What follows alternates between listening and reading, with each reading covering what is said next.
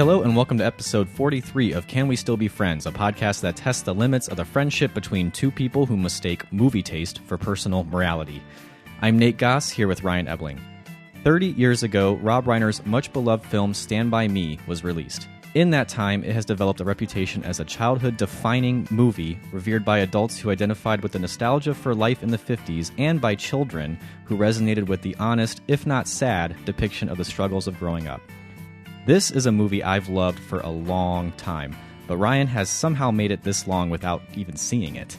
Stand By Me earned over $50 million at the box office and even earned an Oscar nomination for its screenplay adapted from a Stephen King short story. But, as Nate alluded to, the movie has lived on mostly as a movie championed by people who grew up watching it or have some other sort of emotional connection to it. Its influence can be seen in many coming-of-age movies in the last 30 years, including this year's huge hit Netflix series Stranger Things. But is this actually a movie worth standing by? Or is this whole movie just one big barful-rama? Keep listening.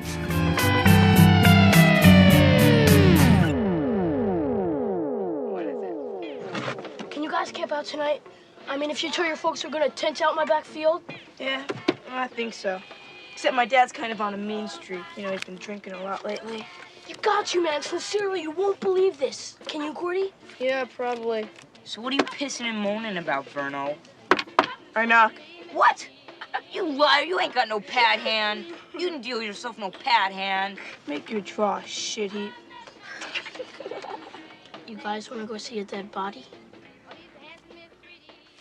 All right, and so with that question, it kicked off it all. That's everything. That's everything. That's it. That is Jerry O'Connell as Vern in the movie that we are discussing today, Stand By Me, asking the guys, want to go see a dead body. And the short story Stephen King wrote that the movie is based on is actually called The Body. The Body, yeah. So it's There. all So right there. it's all right like there. I said, didn't need to say that. No.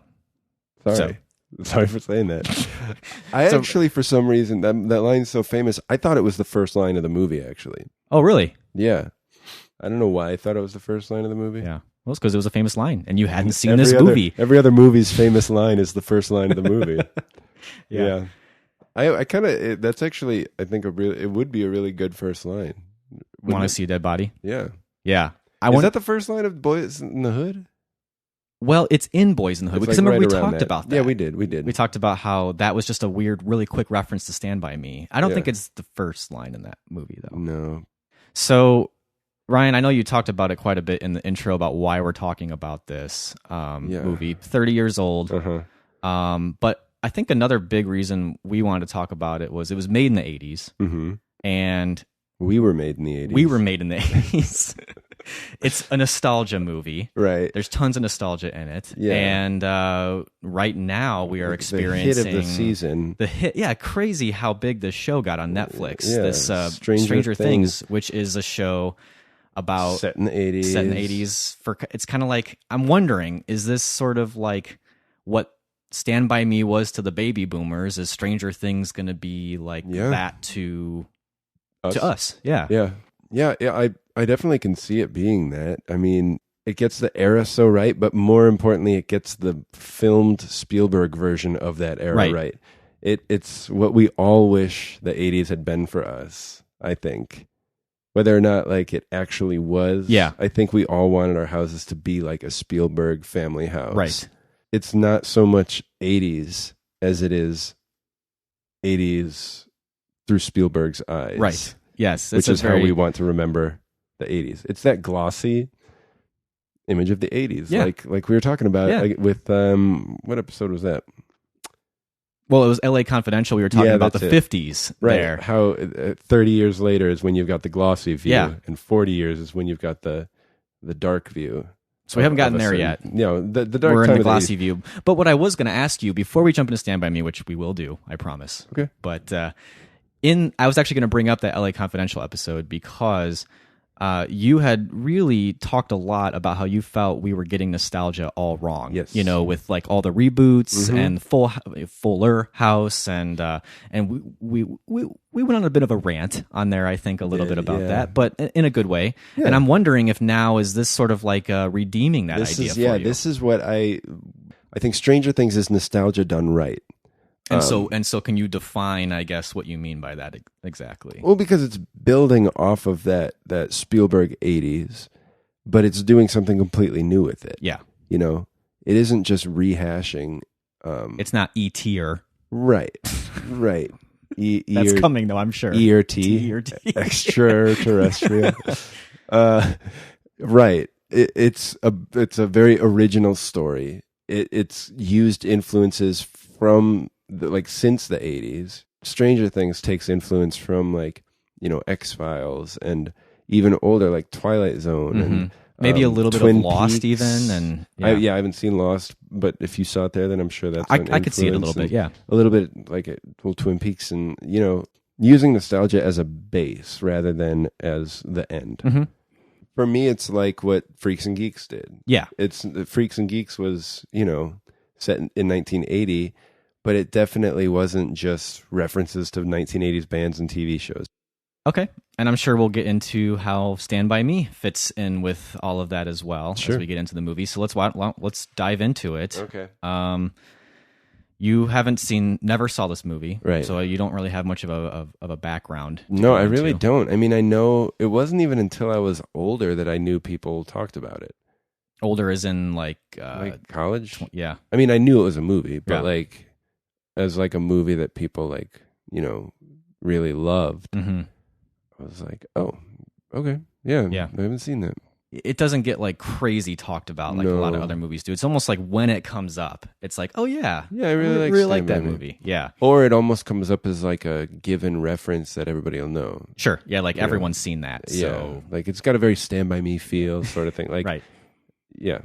Yeah, and so as I said in the intro, this was a movie that I kind of grew up with, although on the rewatch I realized I had seen this a couple times, but I don't think I'd seen it as much as maybe I thought I saw it. Like I hadn't seen it as much as really? I saw Jurassic Park or sure. even like The Lion King or something like that. Those were movies that we owned and I watched crazy. Stand By Me, I remember I didn't see it. Well, I would hope my parents wouldn't take me to go see it, when I was a kid. Yeah. Because I would have been 3 years old. But this was a movie that I was actually exposed to at a friend of the family's house. Uh-huh. Often my mom would have this friend of the family watch us. And I was probably maybe around 10 years old, Yeah. And I remember I think she just wanted us to watch a movie for the afternoon or something. And they had Stand By Me. And I think I picked it out. I didn't even know what it was. But we watched it. And I just remember when I watched it the first time, it was one of those first movies I watched where there were things that happened in it, but it didn't have a lot of plot points necessarily. Right. But it was still keeping me interested. And I kind of feel like it was one of the first movies like that for me, Uh-huh. And I just remember really thinking it was funny and really feeling like these kids were very real to me. And then I rewatched it years later as I was no longer anywhere near that age, and I still thought that it held up really well. Uh-huh. So over the years, I've watched it a couple times, just once every few years or so, and I've always thought it held up really well. Yeah. Yeah, it surprises me how many people remember it as a movie from their childhood, because it is rated R. Right. I mean, it's not a hard R by any means. It's almost like a technical R rather than anything else, but I don't know how I would have taken it if I were a child. Well, I remember also there being this sort of, because they were doing things like smoking and swearing and things like that there was an element of danger, kind of should I be watching this? That was kind of fun as a kid, Mm-hmm. But then they were your age. Yeah. Just swearing and smoking and talking, honestly, like I talked at school, felt fresh, even when I had seen it, the movie was already, at least 5 or 6 years old. So, yeah, I mean, if we want to bring in the Letterboxd ratings into it, you obviously don't have a rating. I don't. We can get into what yours is. For the first time, for me, I had this as a 5-star rating. This was just it's just one of my favorites. It's. Yeah. I think that there are. If We've almost established the precedent that you can't debate a 5-star. Because it's sorry, that's just what I feel. Okay. Yeah, and if it's got that, there are just certain movies that they're part of your core. You could pick it apart if you wanted to, but it'd be very hard to not go with your gut and just say, this movie is kind of defining for me. So it's got to be 5 stars. At least that's what it was. So on your watch, and I'm completely open to whatever. I'm interested for actually in a someone watching this in their 30s for the first time. Well, at the risk of making it seem like I've got some arrested development issues, I would put this at a 4-star. I really did enjoy it. Good. I thought it was I thought it was a really good movie. Sorry if anybody was looking for a fight. I was like preparing for it, to be honest, because I didn't know how you would feel. We have a friend who watched it recently and wasn't impressed. And I never asked really for exactly why, so I don't know. Well, yeah, you don't ask people things like that unless you're recording a podcast with them. So. Right. But I was preparing for a bit of disappointment. This goes all the way back to even our Sandlot episode, which you were going to bring that up, which you did rewatch and end up liking. I think at least a little bit on our episode. You liked the Sandlot, I remember. Okay, you don't remember that? Well, I mean, I remember I liked it more than I remember liking it. Maybe? Yes, you just moved a little towards the positive side of the scale. That's all. And so, but what I was saying is that you're to show my son the Sandlot. Though. What's that? I don't like. I'm not like marking the Sandlot as a movie I'm going to show my son. All I'm saying is I was getting ready. I was getting ready for disappointment because I knew that your initial reaction to the Sandlot was pretty negative, and I thought, but this is not the Sandlot. Oh, I know, but I didn't know if it was a genre thing or if it was that specific film. No. That's what I wasn't sure of. If you had sort of a weird 1950s nostalgia, I hate it. I'm not watching those movies. More coming of age is what I was getting at. Oh, because Christmas Story also. Okay. That age group, that sort of 10 to 12-year-old kid. I was getting ready for true. I guess I do have a history. I don't think that you're right in what the triggers are. The 10-year-olds, 12-year-olds, anywhere in between. If it's a movie around maybe that. I do need to go. Maybe that is something I need to like examine. Like why I would have an aversion to reliving my 10 to 12-year-old life. It's a hard age. I think for boys. Terrible. Especially whatever. I don't want to dig those movies back up necessarily. Yeah, but no, I guess I can see why you would be nervous, but I feel like I have proven myself to be more or less thoughtful and fair in my examination of movies. Not writing off an entire age group, right? as source material. Kids in the 1950s, 40s to 50s, age 10 to 12, not my thing. Yeah, so good. I'm glad I've already put you on the back foot. Yeah. And I might actually, I don't know, I might surprise you a little bit by saying it on the rewatch. And I know this half star isn't going to mean anything really to most people, but I think I'm actually going to bump it back a little bit to a 4.5. It is a big thing to drop something from a 5. It's a big thing to move something to a 5. In the world of Can We Still Be Friends? It is. In this world that we discuss here, 5 stars is usually pretty much like a permanent thing. Yeah. You know? Yeah, like it is. But I think on this rewatch, I think I'm more comfortable at a 4.5 now. Yeah. So, well, let's get into it a little bit. Well, first off, the thing that surprised me about the movie is it's so much sadder than I expected it to be. It's just heavy when you think about it, but it doesn't necessarily feel heavy. Mm-hmm. I had no idea. I really had no idea. I kind of thought the way people talked about it that it was... I didn't think it was funny because I knew about the whole you want to see a dead body thing and all that. I didn't think I was in for like a laugh riot, but I thought it would be at least more lighthearted than it is. But it also isn't really like maudlin and depressing. You would think that it would be more positive given how people talk about it because they have such a fondness for it. Right. And you could almost say the same thing about another Stephen King adaptation in Shawshank Redemption, where that's also a very sad movie in a lot of ways, but people just have a spot. They love it. You know, that there's just there's something about it that they love and that they will rewatch over and over again, even though it's got these very sort of sad elements and characters. Yeah. But it's also uplifting in its sadness, not like uplifting in spite of its sadness and not like uplifting after the sadness. I think that its sadness is uplifting. Especially being a new father, having a 4-month-old son, and thinking about him growing up, and thinking that like these boys still had a good time in spite of everything. Like, and they grew up to care about people, and they had people in their life that they cared about, even though their home lives being terrible, they found their friendship and they found ways to love people and ways to be strong for other people in spite of all that sadness. So it's sort of like, as a father, and I might be bringing too much to this, like too much outside the text, like to be interpreting it this way, but it was just like, we've never had a problem with that on the podcast. No, though. but I have a problem. That's what I teach my students. I'm like, you can't bring your personal stuff to it. But this is different.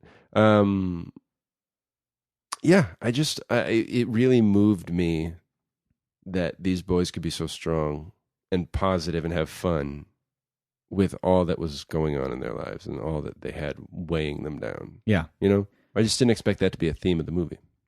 But it's so important to the movie. I think that's what makes it more timeless.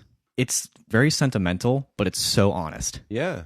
You don't see that hardly very ever. real. And very authentic, even to the point where we're talking about how these boys all have a very difficult home life. Mm-hmm. And they're finding joy almost in each other. Yeah. And yet, the movie is honest about the fact that these are 12-year-old boys. Life goes on. The ending of the movie, it just basically says, like, we didn't really ever talk to Vern or Teddy ever again. Two guys, really. And, you know, that happened in The Sandlot, too. And I remember us saying that we appreciated that. And I think The Sandlot, that was actually just them stealing from Stand By Me. Because in The Sandlot, it doesn't quite... It's still effective, but it doesn't quite earn that emotional punch that you get with Stand By Me when you hear that. Or just that realism. And I also think you saw that... if it wasn't, I don't think it was ever really explicitly stated in Freaks and Geeks, but you get the sense that that would be the same kind of thing in that show too, where like it's just very honest about the relationships you have at that time. Mm-hmm. They are simultaneously the closest things you will ever have, and they seem so permanent. Yeah. Because those memories are so permanent. Yeah. And yet life goes on. Right. You know, people weave in and out of each other, and it's very honest without, you know, making that the point of the movie. Yeah. As time went on, we saw less and less of Teddy and Vern, until eventually they became just two more faces in the halls. It happens sometimes. Friends come in and out of your life like busboys in a restaurant. I heard that Vern got married out of high school, had 4 kids, and is now the forklift operator at the Arsenault lumberyard. Teddy tried several times to get into the Army, but his eyes and his ear kept him out. Last I'd heard, he'd spent some time in jail and was now doing odd jobs around Castle Rock. You know, whether it's Stephen King in the story or Rob Reiner in his direction, like they're being very honest about that time in your life, whether it is in the 50s or whether it's in the 80s or today. Right. You know? Yeah. Yeah. I think you're right in saying that that's what makes a movie timeless. It's almost arbitrary that it was set in the 50s, except for the fact that like kids could spend a night out in the woods, right, with a gun, and their parents didn't know about it. But everything else about it, just the way they act, like you said, they act like 12-year-old boys. Yeah.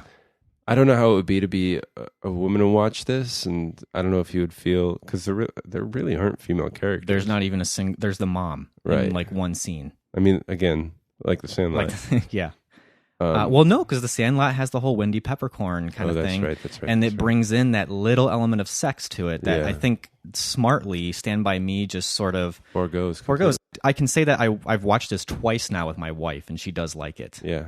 So that's one woman's testimonial. Yeah. Well, yeah. I mean, I'm not saying because but I guess this doesn't feel like a boy movie though either. True. I just think there could be a critique made, you know, that there's no females in it, but I think that this is specifically a movie about boy relationships, and that it very intentionally actually just keeps girls completely out of it. Yeah. Doesn't feel the need to have to bring some sort of side storyline in about girls, you know. And I think in a way that's true, because I look at myself when I was 12 years old. Yep.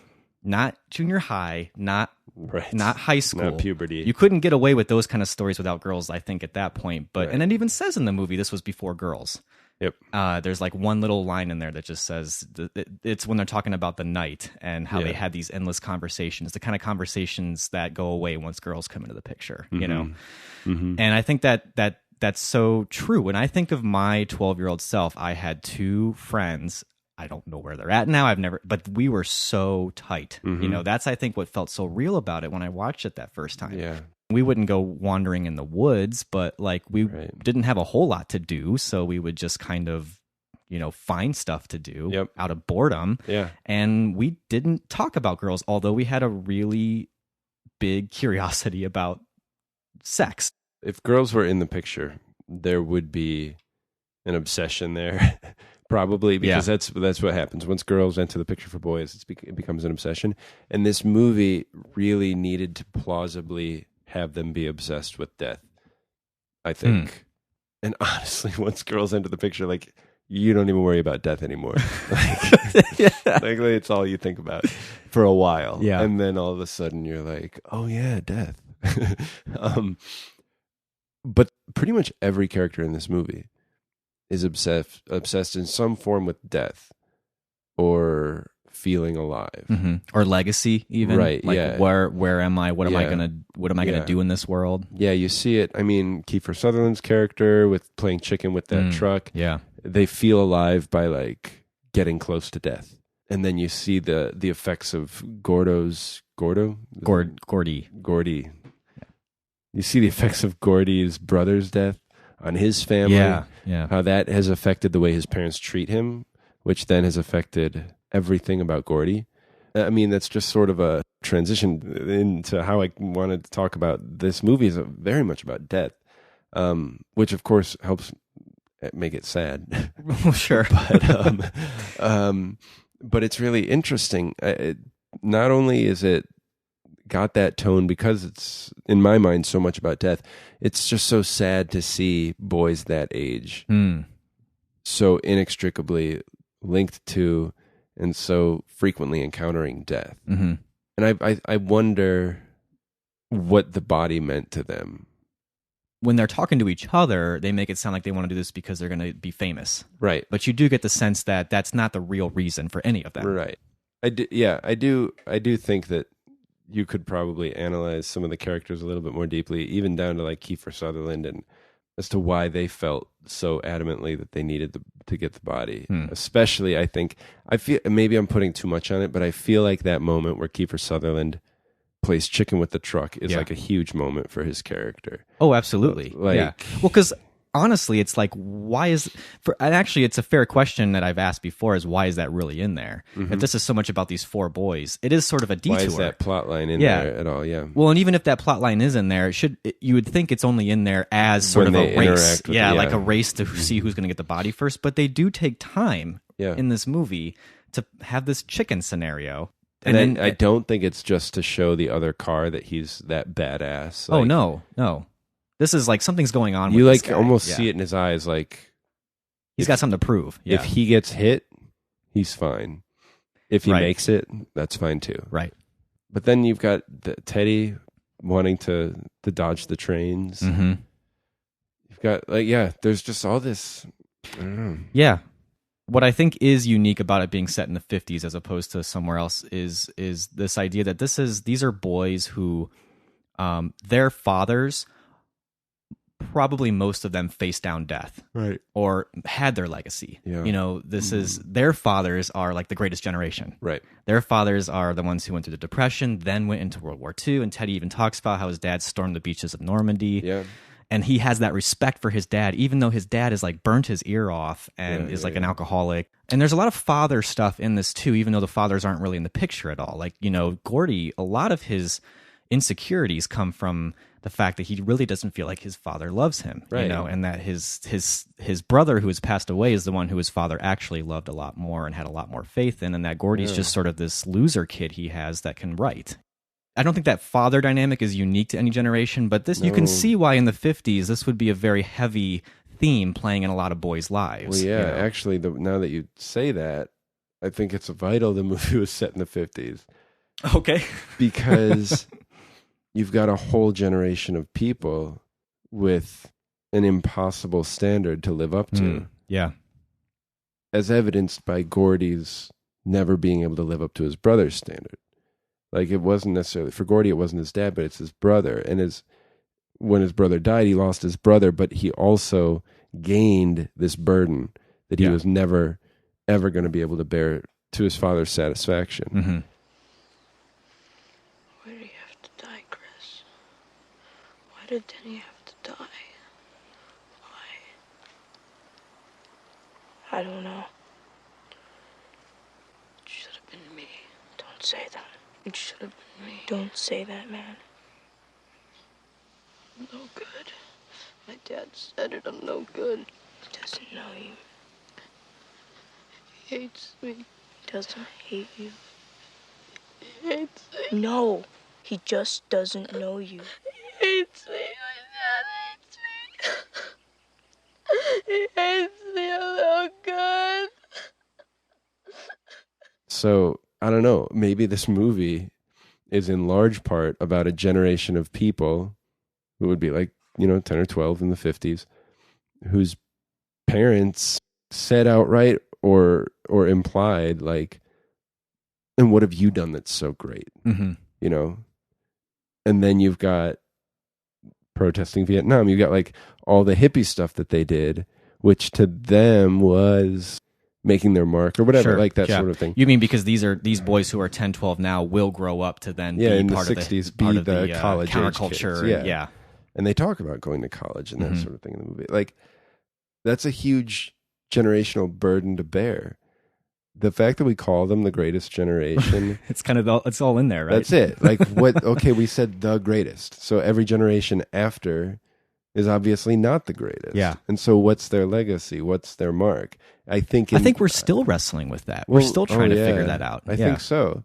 But it took, Tom Brokaw to finally name them the greatest Right. generation. And that sort of illuminates the thought behind it. Mm-hmm. I think, in a sense, everybody who was like born at the time that these boys would have been born had a broken home, essentially. Like, Yeah. ideologically and expectation wise, how do you live up to the soldiers who fought in World War II Mm-hmm. and the people who built the war? Like Right. you either were fighting or you were doing something back at home for it. And then what? So that my kid can watch TV and Right. do like this stuff, like, And just get into I don't trouble. know. Yeah. And yeah. I don't know. And it's almost like those boys were trying to see some shit. Yeah, exactly. And maybe we should get into this too.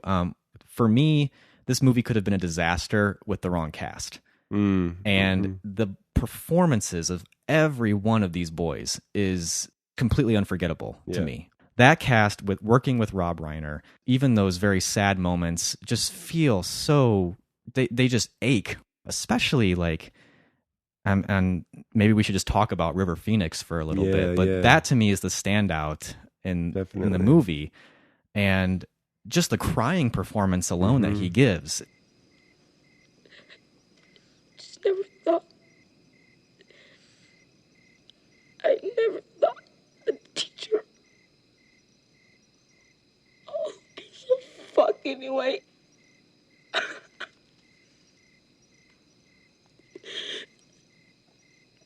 I just wish that I could go someplace where nobody knows me.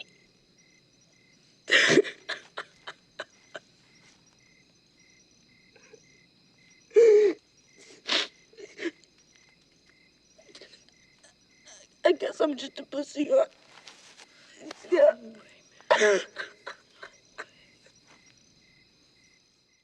I think nowadays we actually have, I don't know what happened, but there are so many reliable child actors nowadays that Mhm. it is not uncommon for a movie to just like have a kid kill it.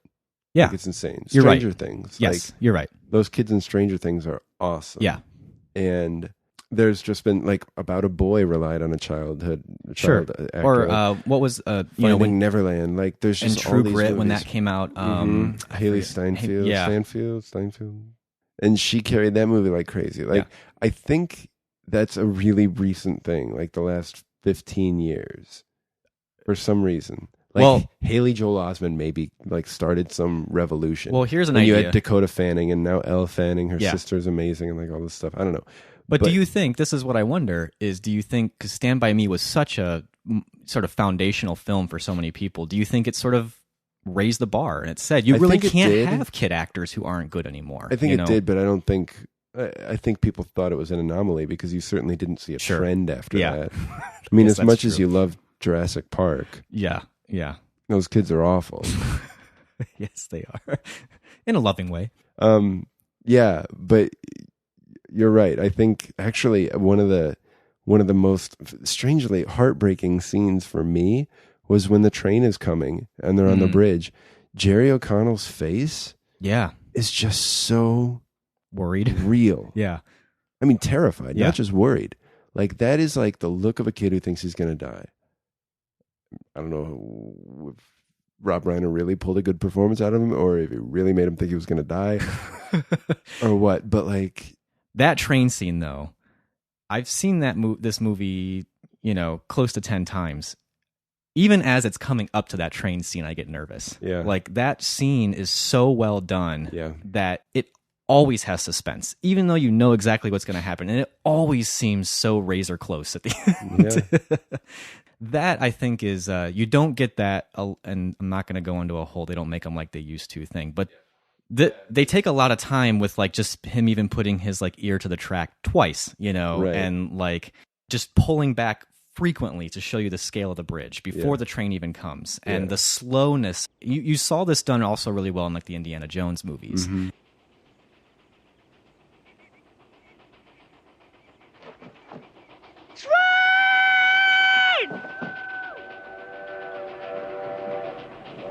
Oh, shit. Move it, man. Go on, move it. Get up first. Damn it. Get up. Move it. Shit, Bert. Get up. Come on, man. I don't want it. We're going to fall. We're going to die. Damn it. Get up. And I feel like we just don't. I'm sure it's there. There are movies that still do this now, but I don't see them as maybe not as in much. like the blockbusters so much. It would be relegated sort of to like an art movie, unfortunately. Yeah, this movie does do a lot of little things really well. And taking its time is something that I guess I didn't expect out of it, because it's a movie about going to see a dead body. So like that's the movie there, like, right? The dead body. And then, but no, obviously it's not. I was reading some review and they said that you could call it a coming of age movie or you could call it a road trip movie, and it's actually both, but it's a road trip movie unlike anything you've ever seen because the actual square mileage of it is very small, and you don't normally see a road trip movie on foot. And this wasn't in the review, but it made me think that it's sort of a metaphor for it taking its time. If you compare it to a lot of road trip movies where you can have just like, you're in the fast car going down the highway, Right. at least in certain scenes, and then they slow down for a little bit. This whole movie just has this pace to it because you're walking the whole time. And they even talk about that with the Cobras. Yeah. And they're like, it's not fair. You got in a car and you got here. We walked this whole way, Right. That their journey, it seemed like it was such a frontier to these boys. And then it makes sense why the body would be at once underwhelming and at the same time completely significant and worth dying over. Kind of like, so that's it. And then once somebody would come in and step in, it's like, you don't know what I went through for this. Yeah. I don't know. I just can't shake that idea of being the children of the greatest generation. It's really sticking with you, huh? Yeah. Then John Cusack's character almost becomes a very deep symbol. Just that ideal you'll never live up to, but also the death of the potential, Yeah. and the disillusionment with what remains. You do kind of feel for his parents even, because this was Sure. especially if they are parents that have gone through the Depression and World War II and stuff, and then they have this kid that they just pour everything into, and then It was on his way. and everything looked bright, Yeah. and then to have that kind of yanked away from you. Yeah. While I do think those scenes are some of the most over-the-top scenes in the Yeah. movie that are at times can be a little cringeworthy in their cliche. Like it made me think of the Dewey Cox movie, like the wrong kid, died that day. and you could almost imagine that dad actor just Yeah. saying that. And Yeah. if he says something close to it, actually, Yeah, he but said you should have died. I don't well, know. it's in his dream Yeah. sequence, so it's what Gordy's interpretation is Yeah. of that. But but I got cut in half pretty bad. Sorry, this isn't Little about sidetrack. Walk Hard, but I like that movie. I do too, but it made me think. No, of, I'm with you. But Walk Hard is really a movie that's just stacked with cliches, Yeah. and this was definitely falling into that. This Yeah. Stand by Me, these When scenes he with John said that to Cusack him, I and was the sorta dad, like- and yeah, Oh, yeah. I mean, you're right though. It is his memory. Like maybe John Cusack wasn't that like angelically supportive of him. Could be some scouts at the game tomorrow. I don't know, Pop. Dad, can I have the potatoes? That's what I hear, son. Are you going to see Jane after the game? I think she's a lovely girl.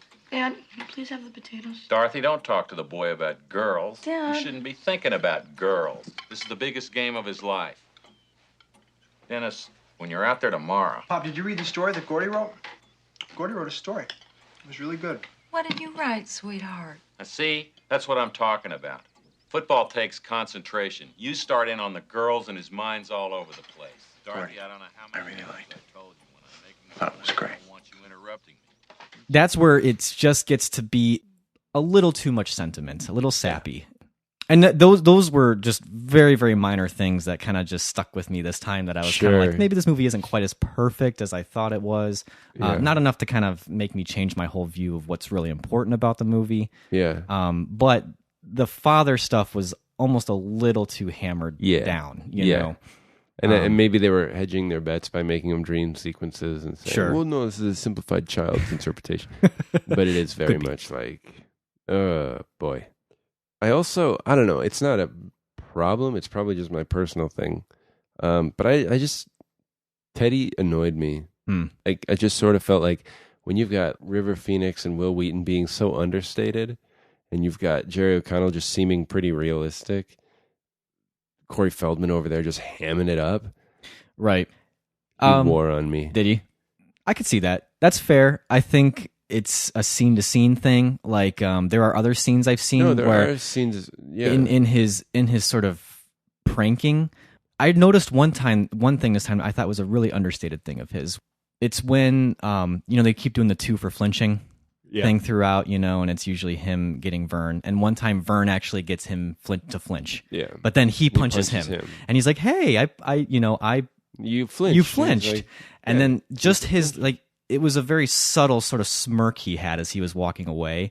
That was like, that seems like, I don't know how you get that kind of performance out of a kid. Like, they would just kind of walk away and be like, have a little, two for I'm flinching. self-satisfied in what I just did, Yeah. Yeah, I do remember that.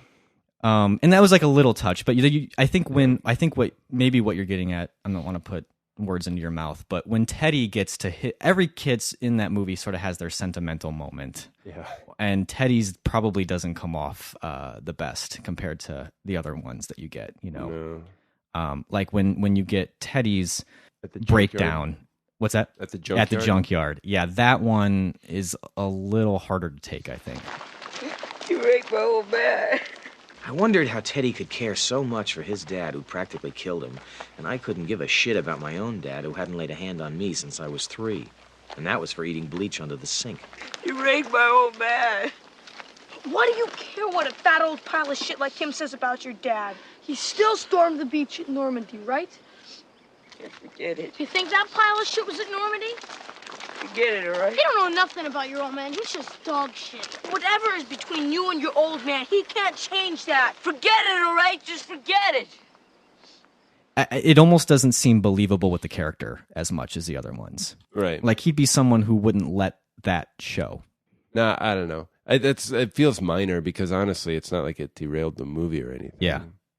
It's just, there were times where I was like, all right, let's move on. Yeah. I do think that he does carry a little bit more of the rough side of the 10 to 12-year-old age. Like, he's the one who's, that's what's real about him, is like... Maybe I totally avoided kids like that, but I did know kids like that. Yeah. Like, oh yeah, those are the kids I tried to steer clear of.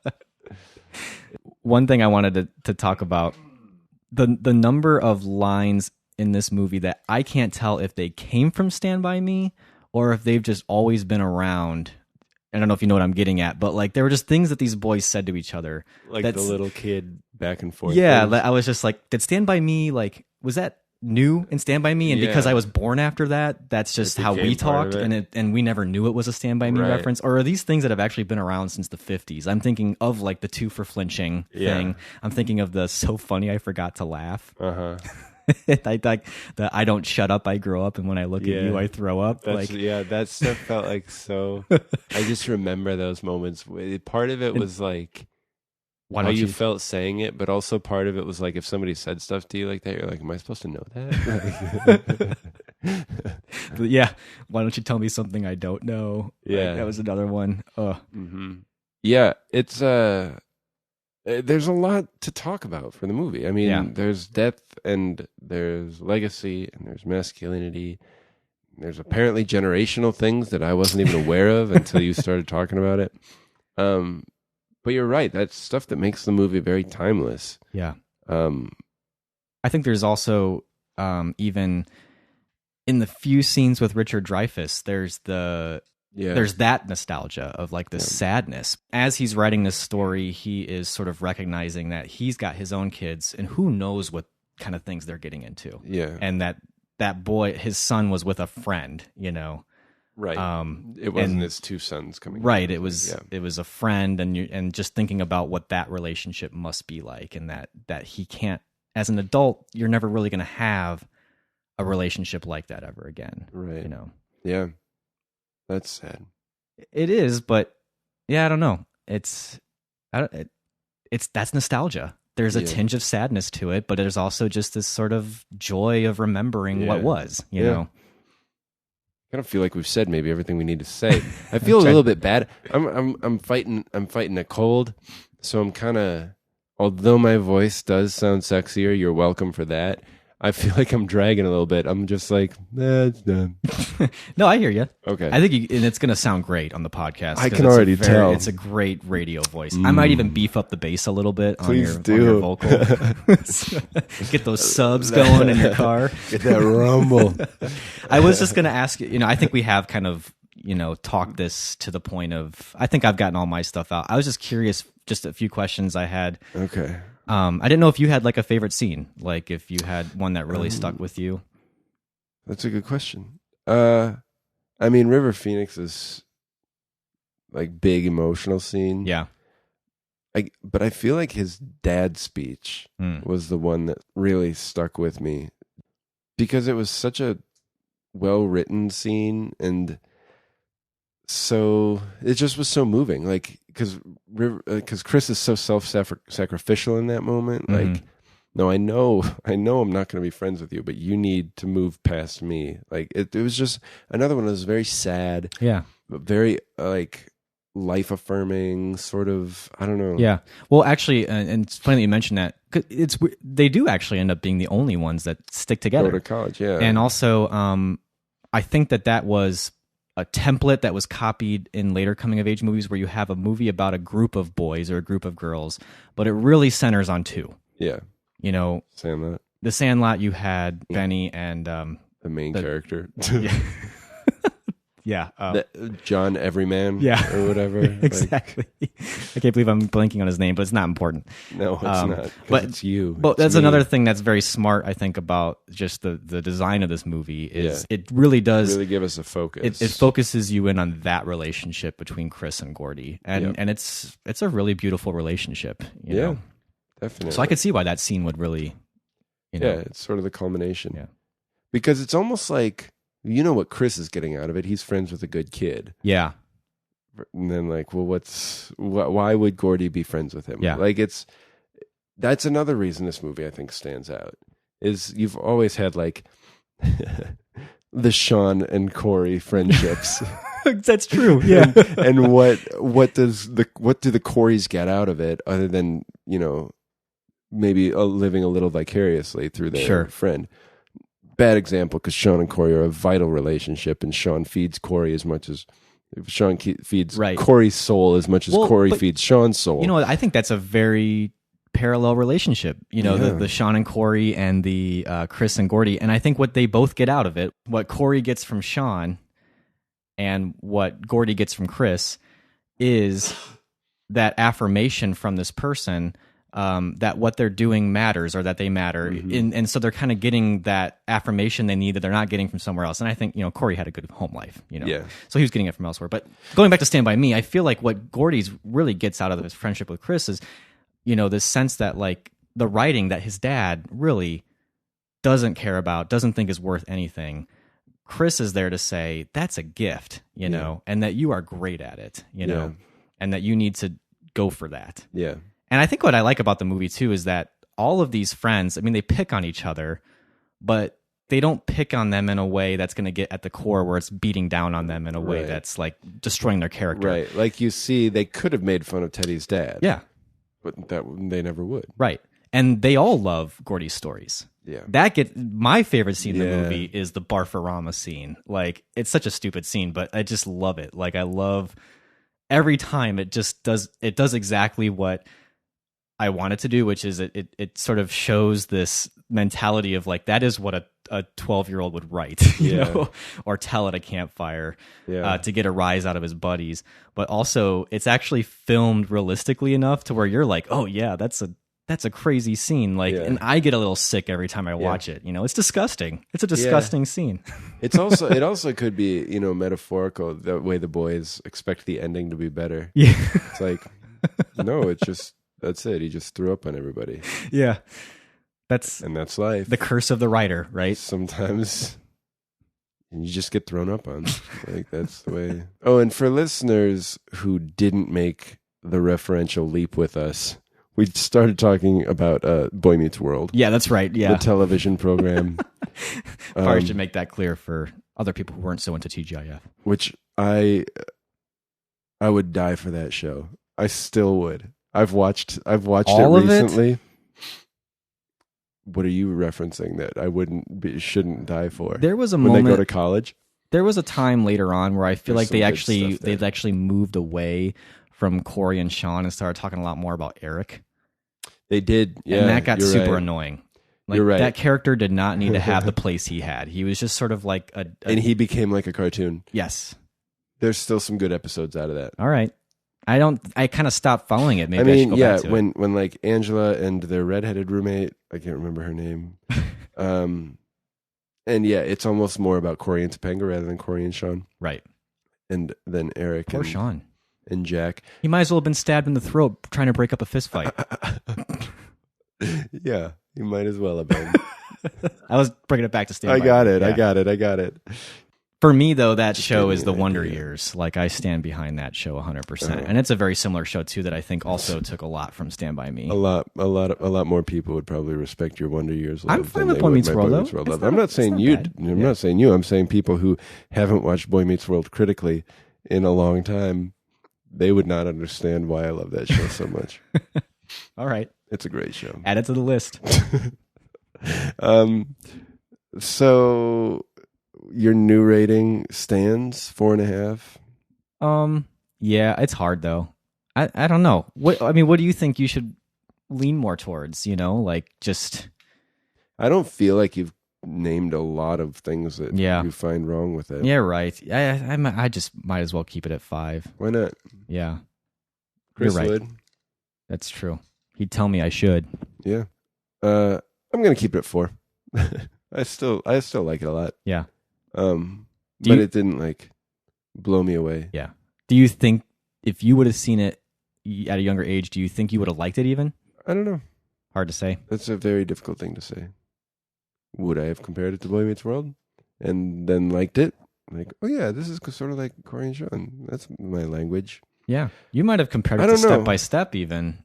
And I could have. And then been like, this movie's not Step by Step. I don't like it. Step by Step. Where's Cody? That's the Kiefer Sutherland character. I guess so. He should have been funnier.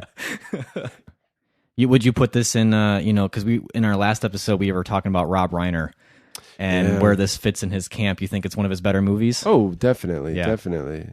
I can't imagine what people would have thought of Rob Reiner as a director in the 80s. Like, this guy's going to the top. Yeah. This guy, it's pretty Spinal much Tap, Stand By Me, Princess Bride. Right. And then it's When Harry Met Sally. Yeah. I'm pretty sure it's the order. That guy ran the 80s. And they're all different. So different. So he seems like he'd be. I kind of am coming to the conclusion that he might be a guy who just kind of fizzled out. Like I don't know. Some good stuff. Do you think? I don't know. I don't know if I have faith that he still has it in him even anymore. No, like that. I don't even think he would go for it.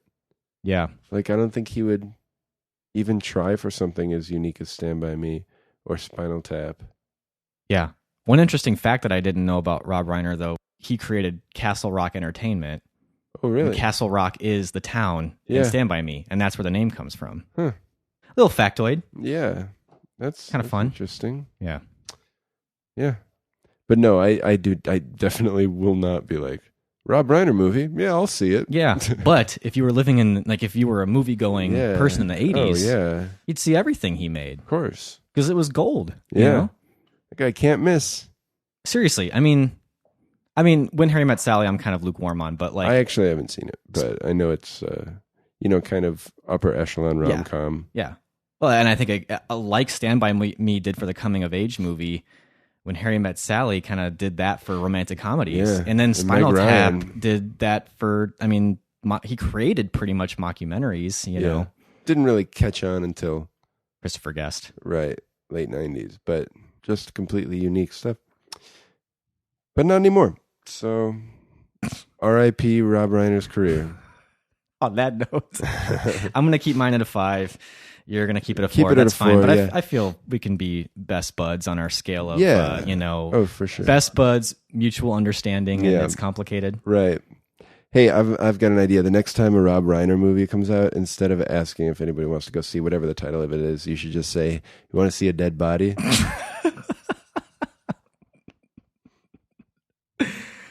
So that is what you should do. And I give it 5% chance they'll connect all the dots to figure out what you were talking about. Wait, what are you talking about? The new Rob Reiner movie. Why did you ask that? Oh, it's a Rob Reiner movie. He directed Stand By Me. That movie is based on Stephen. They go find a body in the movie. Go find a dead body. Yeah, Rob Reiner's career is dead. Keep up. That'll be our joke and our listeners' joke. Yeah, you guys can use that joke. Yeah, we on the house. When it comes to jokes, we are open source. We are, yes. Everything else, you should be paying for this content. Public domain. All right. Well, that's good. I feel good here. Why don't we go ahead and talk about what... I have no regrets. Good. Let's talk about what we're going to discuss in our next episode. All right. Yeah, so we were looking at what's coming out in theaters. There's a remake of The Magnificent Seven coming out. A heck of a cast in this thing, Denzel Washington. Chris Pratt, Ethan Hawke, Vincent D'Onofrio. Wow. Yeah, Peter Sarsgaard. If this were 2005, people would be very impressed. And so, not ones to stretch too far for a connection to a movie, we're going to do the original Magnificent Seven from 1960, not the 1998 to 2000 television program, The Magnificent Seven. Which we know so many of you were probably assuming that's what it was we were talking about. Magnificent Seven, I've got the DVD box set. Well, no, not that one. The Yul Brynner, Steve McQueen. Directed by John Sturges. Right. Richard Bronson. Charles Bronson? Yeah. Charles Bronson. Richard Branson, is he the virgin, like he's the billionaire guy? Yeah. Yeah. Not him. Not that guy. Charles Bronson. Charles Bronson. Oh, man. I've never seen it. Nate has. Yeah. We're checking off a lot of We're doing this. Thank you. Yeah. 2C list. Yeah. So I have no idea what to expect. I expect maybe horses. Most likely. I do remember horses. Okay. I also remember... Now, the horses aren't part of the Seven. No. Okay. Well, but the Seven have horses. Okay. So I guess they could have made a spin-off movie that's just the Magnificent Seven, but it really focuses on the horses. Okay. Well, I may not like this movie as much as I thought I would. Because you thought it was real horse-centric. Horse-centric? Yeah. I'm sorry to bum you out about that, but yeah. I mean, I don't know why you thought horse-centric, because there's not very many Westerns that are, but... No, I just remember people saying that the game changed with Magnificent Seven, and I kind of thought... That's how you thought the game changed. It's about horses, yeah. Yeah.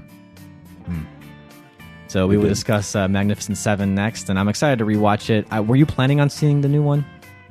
No.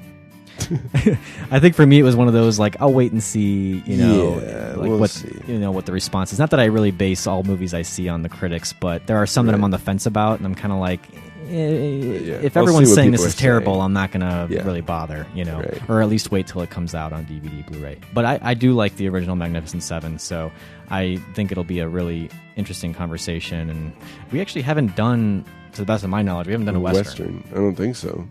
So that'll be interesting. You get to hear us talk about Westerns. You like Westerns? Horses, yeah. You love horse-centric Westerns, of which there's not many, but... no, not enough. That's Hollywood for you, though. It is. They just find what sells, and they keep just remaking the same movies over and over again, never thinking about... And the horses just don't break through. The possibilities. Well, there's not much of a horse audience. Well, I find it interesting that you're so horse-centric, and you don't really like Seabiscuit all that much as a movie. It's in the title. I don't like Seabiscuit as a horse. That's why I don't like Seabiscuit as a movie. You're like, that's the movie they decide to make about a horse? That's the horse they chose. That's the horse, Seabiscuit? Right. Ridiculous. Yeah. Magnificent Seven it is. Watch it with us. I'm sure. I didn't look to see if it's streaming anywhere, but if it's not, grab it at your library. I'm sure they'll have it. Your local library, yeah. And we'd love to hear what your thoughts are. Were you planning on seeing the new Magnificent Seven? If you would like to, chime in a little bit or maybe talk a little bit about Stand By Me or what your thoughts are on what we had to say in this episode, you know how to get in contact with us. But we're going to ring it off anyways and just tell you all the different ways. You got Twitter at CWSBF. We got Facebook. Just search Can We Still Be Friends with a question mark. Maybe podcast. Toss that word in there. It helps. Website, canwestillbefriends.net. Email, feedback at canwestillbefriends.net. Yep. And because we're constantly on the verge of cutting edge technology, we've got voicemail. We do. You can leave us a voicemail message with your telephone. It's like email, but with your voice. Right. And you have to use numbers to tap into it. Yep. And those numbers are 847-306-9532. So you pull out your smartphone. In that order. Yeah, you got to put them in that order. 847-306-9532. You just type those numbers in, tap those numbers into your smartphone, hit the send button, and you do have to wait for it to ring. I think at least once. Yeah, there will be an indicator for when you should talk. And you'll know. You'll know. Just you're tech savvy, folks. Yeah. And you can leave us a friendly voicemail, just letting us know your thoughts, and we'd love to hear from you. It doesn't have to be friendly, but it has to be cordial. And formal. Polite, yeah. If it's not friendly, it has to be formal. It can be informal if it's friendly. Good. I'm glad we finally spelled that out for people, because the rubric is on our website. Rubric. Yeah, it's a PDF you can download. Yeah. canwestillbefriends.net/rubric. Yeah. Just look that over and then enter those numbers in that order and leave us a voicemail. And we'll maybe put it on the episode. Well, if it passes the rubric, we will. Well, yeah. If it doesn't, then you should have read the rubric. Yeah. So we just want to thank you very much for listening to this episode 43, Stand By Me. And, we also want to encourage you, if you don't mind, if you like what you're hearing, be sure to, share it with your friends. Tell them that you're listening to this podcast of these two guys. And they somehow ramble through for close to an hour, and I don't turn it off for some reason.